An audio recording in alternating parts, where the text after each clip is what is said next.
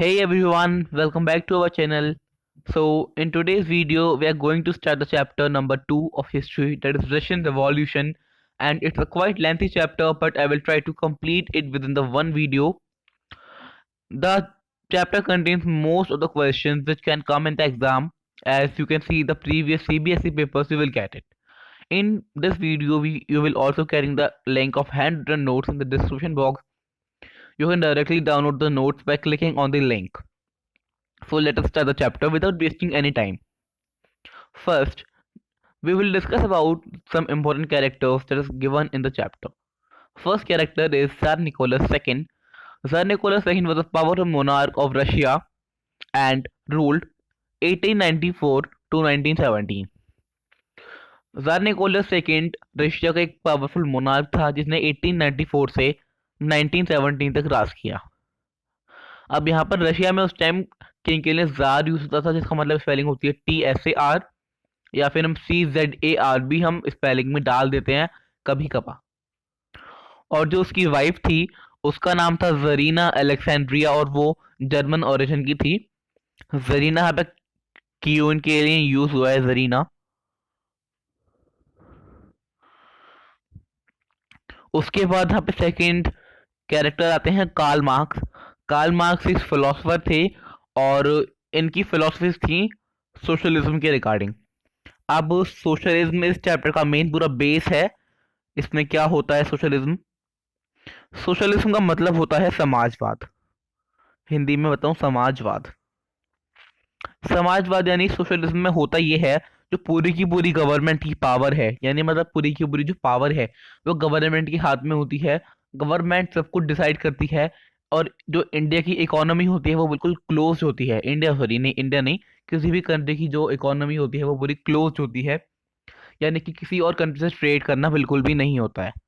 जब वो मतलब कि जब हमारा इंडिया इंडिपेंडेंस हुआ था तो इंडिया भी कुछ सालों के लिए मतलब कि सोशलिज्म ही था इंडिया में भी, पर उसके बाद सोशलिज्म हट गया था यहाँ से और दूसरी कंट्री से भी हमारा ट्रेड होना शुरू हो गया था।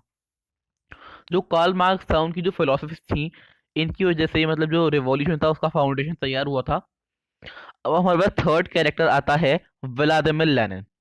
व्लादिमीर लेनिन व्लादिमीर लेनिन आप कह सकते हो ये वो आदमी था जिसने पूरे की पूरे रिवॉल्यूशन की कमान अपने ऊपर ली थी, मतलब पूरे की पूरे रिवॉल्यूशन की कमांड इसके ऊपर थी।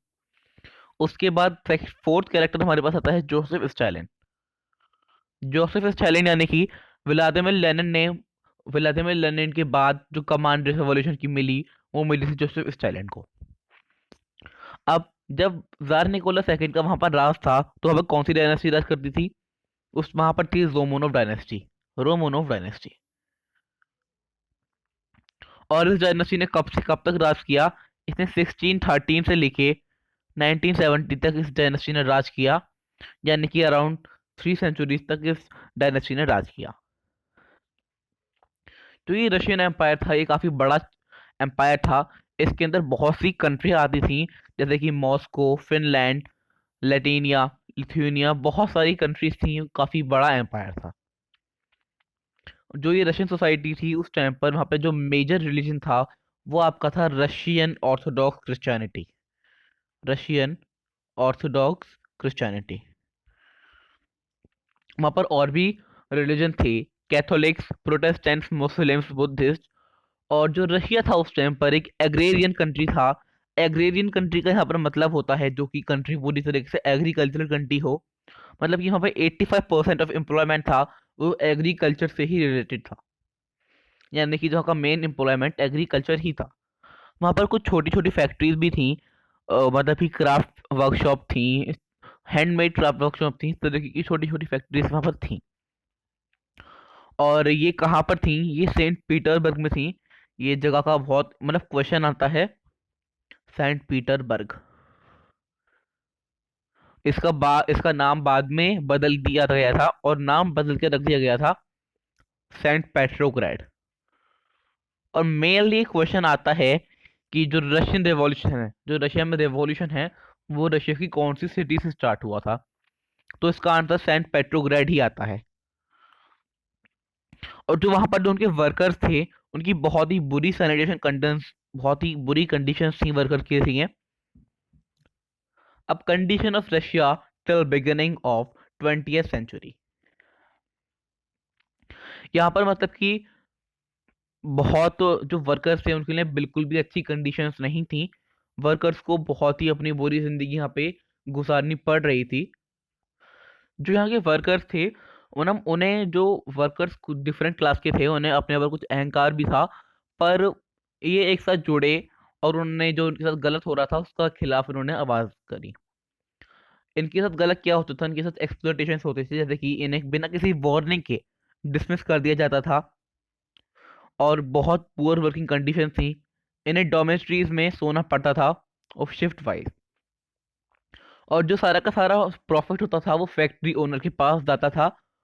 इनके पास मतलब बहुत ही कम प्रॉफिट आने की ना के बराबर इनके पास प्रॉफिट आता था। जो यहाँ की रशिया में उस टाइम जो मोस्ट लैंड और प्रॉपर्टीज थी वो किसके पास थी? वो नोबल्स के पास थी, क्लर्जीज के पास थी। और उन लोगों के पास थी जो जार से, यानी कि जार के जो करीबी लोग थे उनके पास कुछ प्रॉपर्टी थी। मेनली प्रॉपर्टी उन्हीं के पास थी। यहाँ पर रशिया में उस टाइम पे 3 ग्रुप फॉर्म हुए थे: लिबरल्स, रेडिकल्स और कंजर्वेटिव्स। अब ये ग्रुप हमारे किस बेस पे फॉर्म हुए थे? ये फॉर्म हुए थे आइडियोलॉजी पे, थिंकिंग बेसिस पे।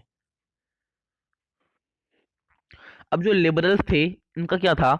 लिबरल्स चाहते थे कि जो हमारा समाज है, यानी कि रशियन समाज में सब सारे रिलीजन इक्वल हों, सबको सबका रिलीजन इक्वल माना जाए। और जो डायनेस्टिक रूल्स हैं, जो उनकी पावर हैं, उनके जो प्रिविलेजेस हैं, उनके खिलाफ थे।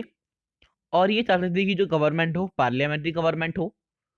जो यूएएफ होता है यानी कि यूनिवर्सल एडल्ट फ्रेंचाइज, ये उसके भी खिलाफ थे। ये चाहते थे कि कोई जो मैन है जिनके पास प्रॉपर्टी है, man with property can only vote, बस वही वोट कर सकें। और ये वुमेन के वोट के खिलाफ थे। अब दूसरा ग्रुप आता है रेडिकल्स। रेडिकल्स वो लोग थे जो चाहते थे मेजोरिटी ऑफ पीपल की गवर्नमेंट। और जो ये फैक्ट्री ओनर्स थे, छोटे मतलब कि छोटे छोटे जो फैक्ट्री पीजेंट थे, उनके साथ थे ये लोग। और जो डायनेस्टिक रूल्स हैं उनके प्रिविलेज के भी खिलाफ थे। इन्होंने वुमेन मतलब कि वुमेन के सपोर्ट में थे। इन्होंने वुमेन को राइट दिलाने के लिए सफागेट मूवमेंट भी चलाया था। सफरागेट मूवमेंट। अब हमारे पास थर्ड आते हैं कंजर्वेटिव। अब कंजर्वेटिव वो टाइप के लोग थे जो चाहते थे कि मतलब ये खुश थे एक तरीके से, ये जार के राज में उस टाइम पे खुश थे और ये कुछ ज्यादा चेंज नहीं चाहते थे। जो ये उनके ओल्ड थॉट्स हैं ये उन्हें कंजर्व करके रखना चाहते थे। और ये रेडिकल और लिबरल को अपोज करते थे।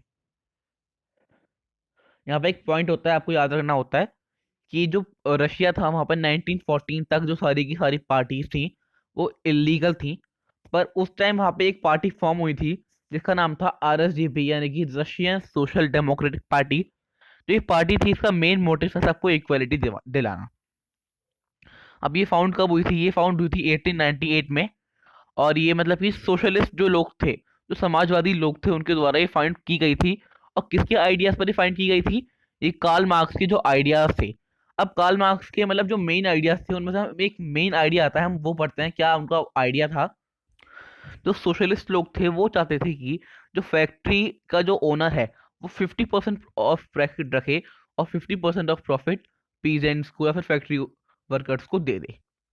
पर जो कार्ल मार्क्स थे उनका कहना था कि अगर फैक्ट्री का ओनर है वो ओनली 50% प्रॉफिट रखेगा तो फिर वो आगे ग्रोथ नहीं कर पाएगा। तो उनका कहना था कि जो सारी फैक्ट्रीज हैं उनको गवर्नमेंट के हवाले कर देना चाहिए और गवर्नमेंट खुद ही लोगों के वेलफेयर के बारे में सोचेगी। अब ये पार्टी इलीगल तो थी ही, इसने मतलब इसने क्या क्या काम किए? इसने न्यूज़पेपर्स बनाए, इसने वर्कर्स को मोबिलाइज किया, इन्होंने स्ट्राइक्स ऑर्गेनाइज करे और जो पीसेंट थे उनके राइट्स के लिए लड़े। पर 1903 में ये जो पार्टी थी रशियन सोशल डेमोक्रेटिक पार्टी, ये स्प्लिट हो गई। स्प्लिट किस किस पार्ट में हो गई? एक हो गई मॉन्शेव मेंशेविक और हो गई बोल्शेविक। अब जो बोल्शेविक ग्रुप था उसका हेड था व्लादिमीर लेनिन। और जो मेंशेविक ग्रुप था उसका हेड था केरेंस्की।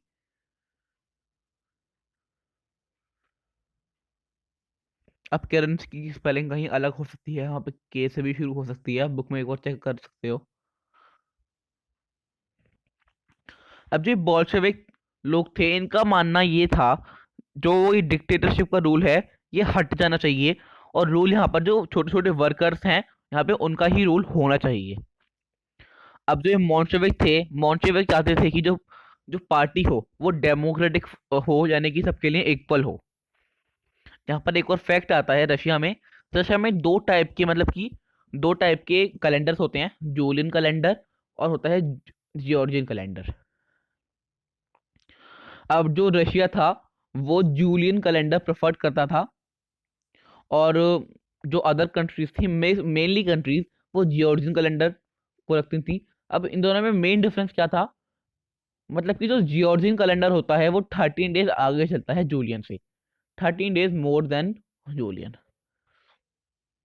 पर 1 फेब 1918 के बाद इन्होंने भी, यानी कि रशिया ने भी जॉर्जियन कैलेंडर ही फॉलो किया था। कब किया था? 1 फेब 1918 के बाद। अब आता है, ये मेन होता है हमारा कॉजेज ऑफ द रिवॉल्यूशन। जो रिवॉल्यूशन हुआ उसके मेन कॉजेज क्या क्या थे। यहाँ पर रूसो जापानीज वॉर हुआ एक 1904 से 1905 में, एक रूसो जापानीज वॉर हुआ, और इसमें रशिया हार गया। अब रशिया हार गया, तो रशिया हार गया तो मतलब कि यहाँ पे बहुत पैसा खर्च हुआ होगा। जो वहाँ पे एसेंशियल गुड्स थे उनके प्राइस एक तो बढ़ गए, पहला पॉइंट हमारे पास आता है, increase in the price of essential goods.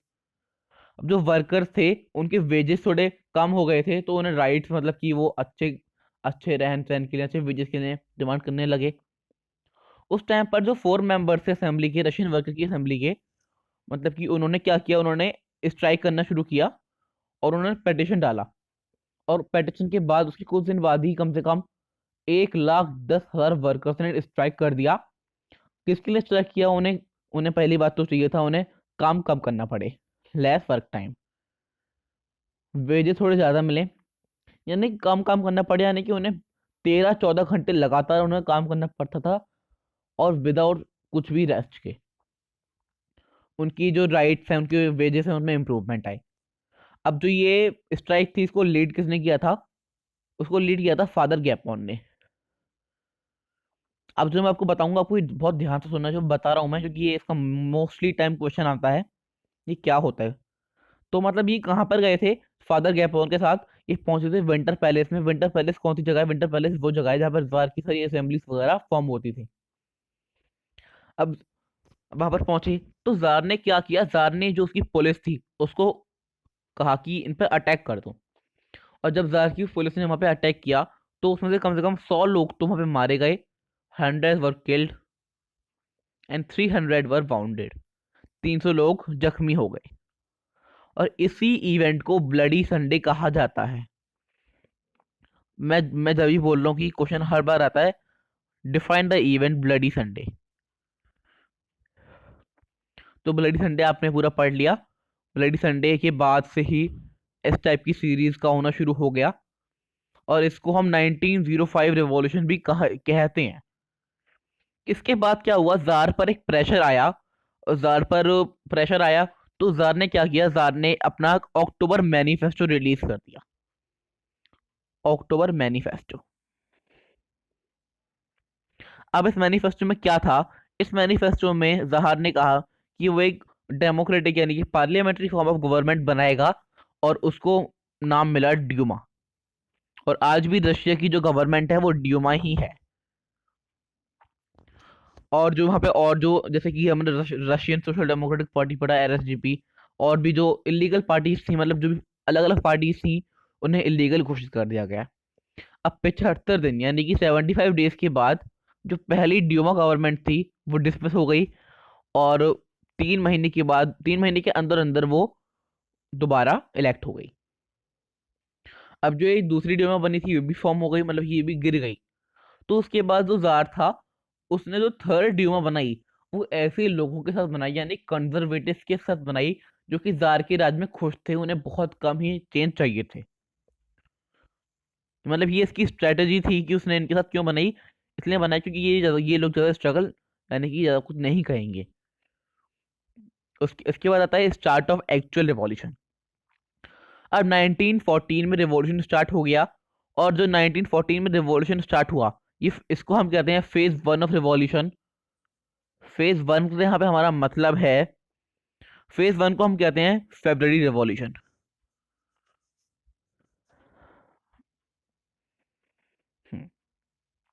अब 1914 में वर्ल्ड वॉर वन स्टार्ट हो गया था, और किस किस के बीच लड़ा गया था? ये जर्मनी, ऑस्ट्रेलिया, टर्की, हंगरी, और उसके बाद कुछ और पावर्स थी, ब्रिटेन, फ्रांस, रशिया। इन कंट्रीज के बीच रखा गया था, मतलब ये वार जिसके बीच हुआ था। इसमें 20 लाख रशियन सोल्जर्स थे और 80 लाख सिविक थे। और ये कब तक चला वार? ये वार चला 1917 तक। अब इसके बाद क्या हुआ? इस वॉर के बाद रशिया में इकोनॉमिक क्राइसिस आ गया, मतलब पैसे की बहुत कमी होने लग गई, फूड की बहुत शॉर्टेज होने लग गई। और जर्मन, मतलब कि जो जर्मन लोग थे, वो जो सोल्जर्स थे, सोल्जर्स को खाना बेचते थे, क्योंकि सोल्जर्स को भी बहुत चाहिए यार। उसके बाद यहाँ पर बहुत बुरी कंडीशन हो गई थी रशिया में। अब कम से कम 50,000 वर्कर्स ने 50,000 वर्कर्स ने स्ट्राइक कर दिया। स्ट्राइक क्यों किया? स्ट्राइक किया जो इकोनॉमिक क्राइसिस आ गई थी, फूड की बहुत शॉर्टेज हो रही थी, ये नहीं मेन रीजन। और एक और रीजन ये था, जो वहाँ की जरीना थी, जरीना अलेक्जेंड्रिया, वो जर्मन ओरिजिन की थी और उनकी जर्मन से बिल्कुल पटती नहीं थी, जर्मन से उनकी लड़ाई थी। अब जो नाजिज्म में अंदर राइज ऑफ हिटलर चैप्टर है, उसमें हम पढ़ेंगे ये भी, इसके बारे में क्या हुआ था ये। अब इसके बाद क्या हुआ, इस सबसे क्या हुआ, जार, जार को मतलब जार ने अब एब्डिकेट कर दिया। एब्डिकेट मतलब छोड़ दिया। जार ने अब अपनी राजगद्दी छोड़ दी।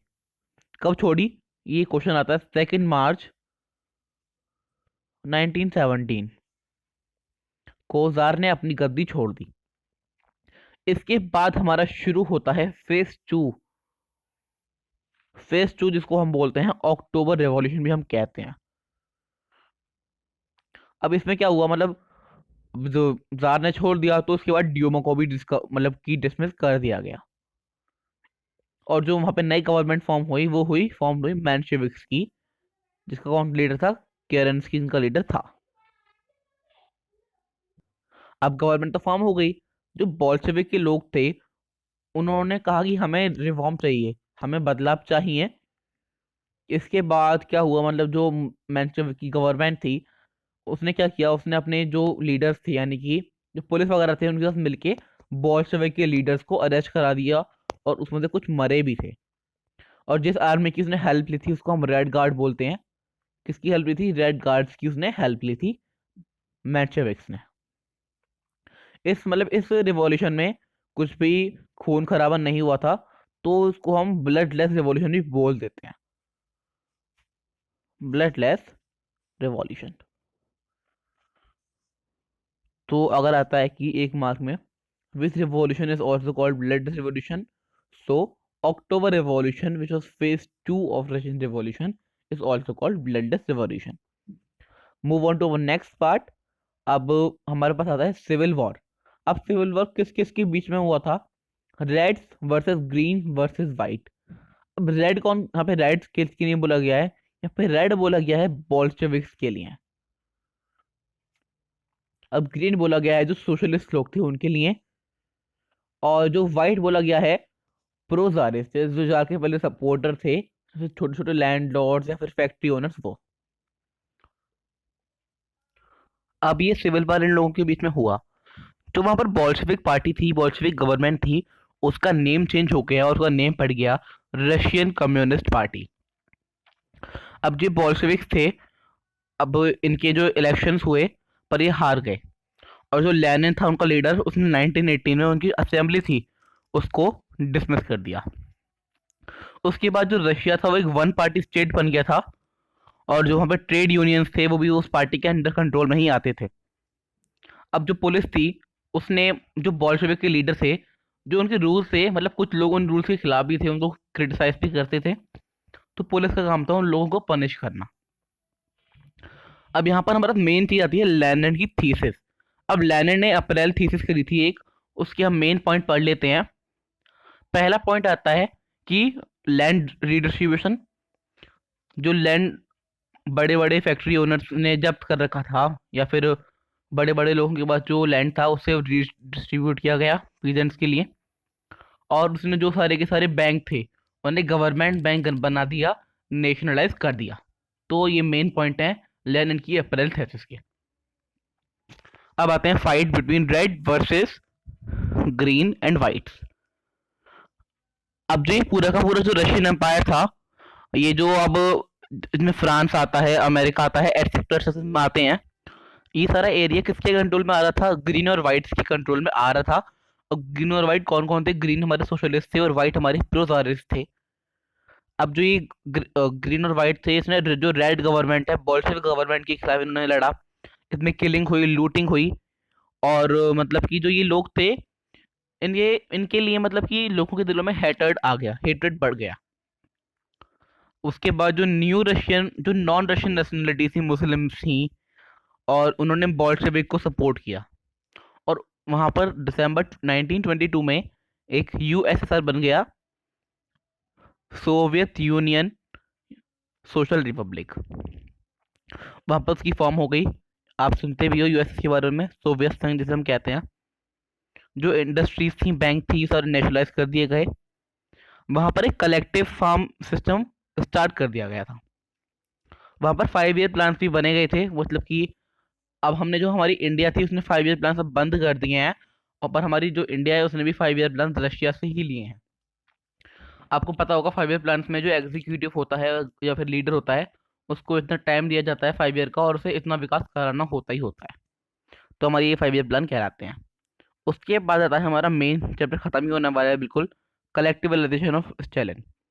अब जो लेनिन था उसकी डेथ के बाद पूरी जो कमान थी वो उसके हाथ में थी, स्टालिन के हाथ में।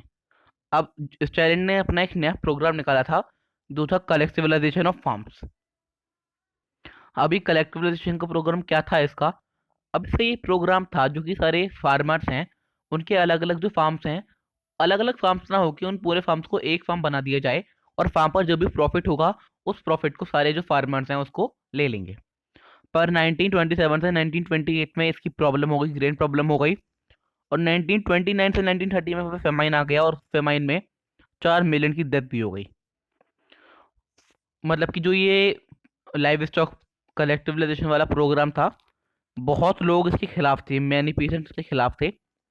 और मेन क्वेश्चन हमारे पास आता है कि जो ये प्रोग्राम था कलेक्टिवलाइजेशन वाला, कहाँ किया जाता है?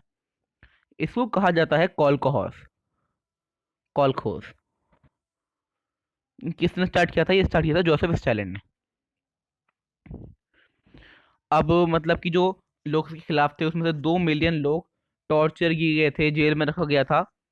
और उसके बाद जिन्होंने पॉलिसी, यानी कि जो स्टालिन की पॉलिसी है उनको तोड़ा। यहाँ पर हमारा पूरा चैप्टर खत्म होता है। अब इसके बाद आता है कि जो रशियन रिवॉल्यूशन है इससे इम्पैक्ट क्या पड़ा और अदर कंट्रीज पर। सबसे पहले यहाँ पे मोनार्की का एंड हो गया रशिया में, end of monarchy in Russia. और जो सोशलिज्म की चर्चा है वो पूरे हर मतलब कि हर कंट्री में होने लगी। दूसरी कंट्रीज पीजेंट्स की इंपॉर्टेंस भी समझने लगी, पीजेंट्स की इंपॉर्टेंस समझने लगी।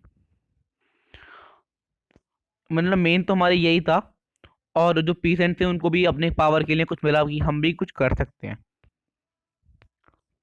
तो ये हमारा चैप्टर है। ज़्यादा लंबी भी वीडियो नहीं बनी है। और अगर आपको उसके नोट चाहिए तो डिस्क्रिप्शन बॉक्स में लिंक है, मैं आपको पहले बता चुका हूँ। लिंक पे डाउनलोड करो, मतलब लिंक पे क्लिक करो और नोट्स को डाउनलोड कर लो। So thank you for watching, meet in the next video, bye bye.